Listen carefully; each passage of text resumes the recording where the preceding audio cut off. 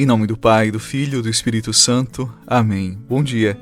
Hoje é segunda-feira. Que bom iniciarmos essa semana juntos para consagrarmos a Deus os nossos dias, os nossos trabalhos, os nossos pensamentos e tudo aquilo que fizermos nesses próximos dias.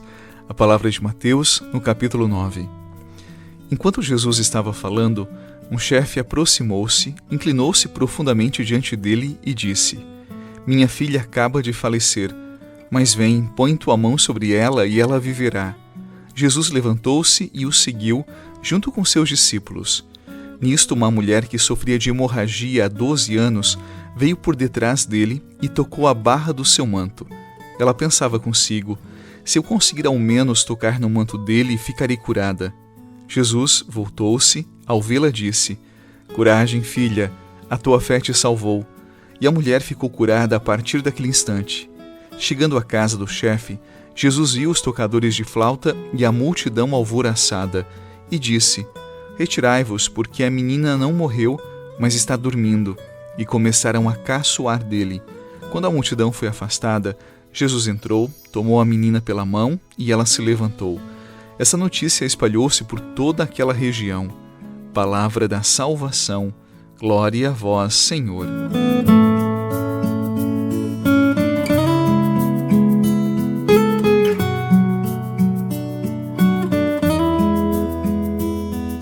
O Evangelho de hoje nos apresenta duas histórias que estão entrelaçadas.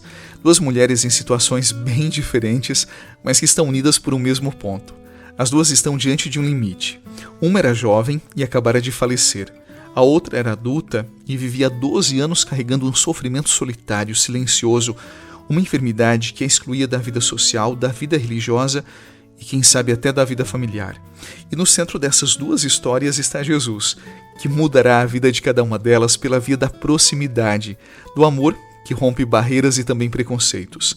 Mas antes de seguir com a reflexão, eu quero lembrar para você que naquele tempo a mulher era vista como alguém totalmente à margem. Ela não tinha voz pública, ela não tinha valor legal, nem servia como testemunha no tribunal. Ela vivia à margem de quase tudo, era como que uma vida sem rosto. Por isso, quando o Evangelho ele coloca essas duas mulheres no centro da cena, ele já está nos dizendo algo precioso demais. Jesus, ele devolve a dignidade a quem foi esquecido. Ele escuta quem ninguém mais escuta. Ele olha para aquelas pessoas que o mundo já não olha mais. Essas mulheres, então, elas mostram, elas revelam dois tipos de dor que dizem respeito à nossa vida. Primeiro é a dor que vai se acumulando devagar, porque também chega devagar, de forma silenciosa, mas mesmo que de forma lenta, essa dor ela vai nos cansando por dentro. E a dor que aparece de repente, e essa dor nos tira o chão. Uma fere em silêncio, a outra de forma repentina, mas as duas nos desorganizam por dentro. E é aí que a fé aparece. Nessas experiências tão humanas de dor, de sofrimentos, e são tão nossos, não é verdade? A fé ela não vem como resposta, ela vem como um impulso que nos lança no colo de Deus. A fé nesta noite escura da alma, provocada pela dor, ela se torna como o último gesto de quem ainda acredita que vale a pena buscar, se lançar e ir atrás, quem não se entrega para a dor. A fé, quando ela nasce assim, nesta noite escura da alma, nestes tempos de dor que nos desorganiza por dentro, ela não precisa de fórmulas mágicas e nem de emocionalismo barato. Esta fé tão original, ela só precisa que o coração não se feche à ação de Deus. Porque nessas noites escuras da alma, Ele começa a nos visitar e de modo único, Ele toca aquilo que nós não suportamos mais sentir. Aquela dor que se tornou insuportável dentro de nós, que faz a vida pesar demais. Esse Evangelho, então, ele nos ensina a valorizar a vulnerabilidade, porque tem uma sabedoria que só nasce quando a gente se depara com o que não consegue resolver. É ali que a fé amadurece, quando a força já não dá conta, quando a razão se cala, quando a vida exige mais do que nós temos. A fé é o que faz a gente atravessar a noite escura. E não é só para suportar, não. A fé que permanece no silêncio da dor, ela não se concilia com os nossos próprios limites. Ela não apaga a dor, mas ajuda a colocá-la dentro de um processo de ressignificação e cura aquilo que nos rouba o horizonte. E quando a gente aceita os limites, algo em nós se torna mais humano e ao mesmo tempo mais divino, porque nós já não estamos lutando sozinhos. Tem um Deus que nos abraça na noite mais escura da nossa alma e nos ajuda a atravessar, mesmo que de forma silenciosa, este medo, esta dor que quer nos paralisar. Talvez essa seja a maior revelação desse texto. A fé não evita a dor, mas nos impede de morrer dentro dela.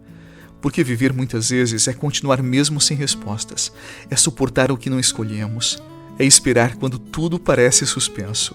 A fé nos ensina que a dor não é sinal de ausência de Deus. Às vezes é justamente onde Ele se faz mais necessário, mais presente e revela mais o seu amor. E como eu disse para você, a fé ela não elimina o sofrimento, mas dá um lugar onde ele pode ser atravessado sem nos destruir.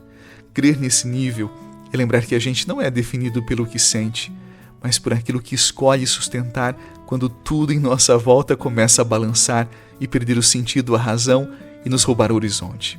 E talvez seja isso que nos salve. Não sair ileso, mas seguir inteiro, mesmo quando a vida nos deixa marcados. Porque sim, Deus nos ajuda a atravessar a noite mais escura da nossa alma. E Deus não se afasta das nossas dores. Pelo contrário, Ele se aproxima de uma forma amorosa, como Jesus, que tocou os limites, as dores daquelas duas mulheres que eram invisíveis para tantas pessoas. Nenhum de nós, à luz da fé, é invisível para Deus. Dentro dele, a nossa dor sempre terá lugar para ser ressignificada e transformada.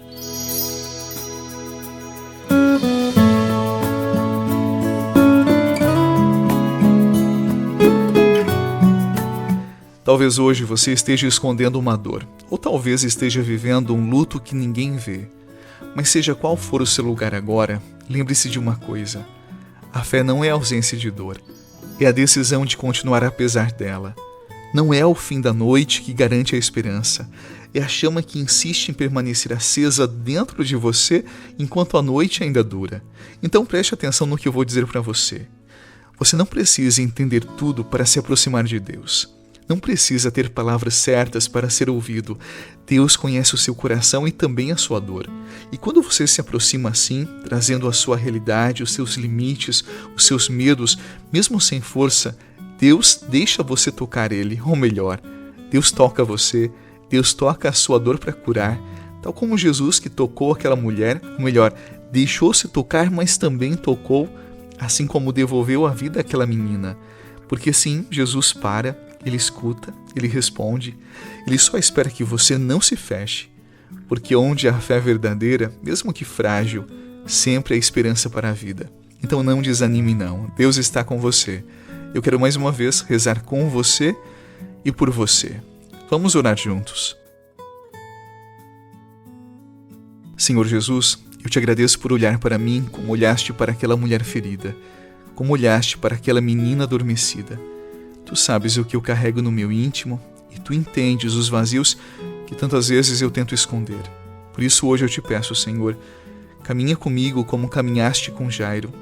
Deixa-me te tocar, mesmo com as minhas mãos cansadas, feridas pela minha dor. Eu te peço, fala ao meu coração com aquela voz que levanta, que devolve, que cura. E se eu me calar, Senhor, escuta o meu silêncio, escuta a minha alma que tantas vezes tem dificuldades em acreditar. E que o dia de hoje, eu desejo sim, que ele seja vivido com fé, a fé que toca e o amor que persiste. Dá-me, Senhor, a tua bênção, para que eu continue caminhando na tua presença, para que eu seja sempre fiel ao teu amor. Abençoa-me, Senhor. Amém. Em nome do Pai, do Filho e do Espírito Santo. Amém. Eu desejo para você um excelente dia, boa jornada, paz e até a noite, se Deus quiser.